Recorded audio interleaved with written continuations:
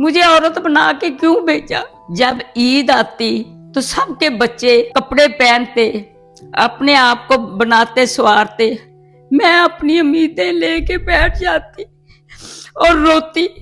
ना मैं अपने कपड़े पहनती, ना अल्लाह ने बच्चे दिए, ना मैंने ये खुशियां देखी।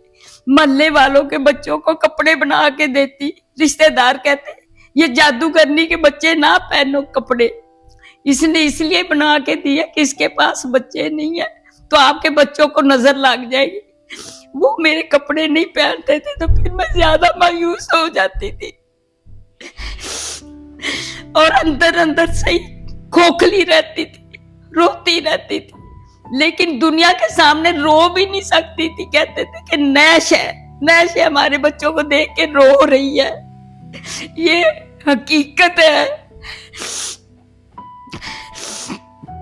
खालीपन वो चीज़ है, ना दर्द है ना गम, जो ज़्यादा मुश्किल है क्योंकि उसे कोई नाम नहीं देते।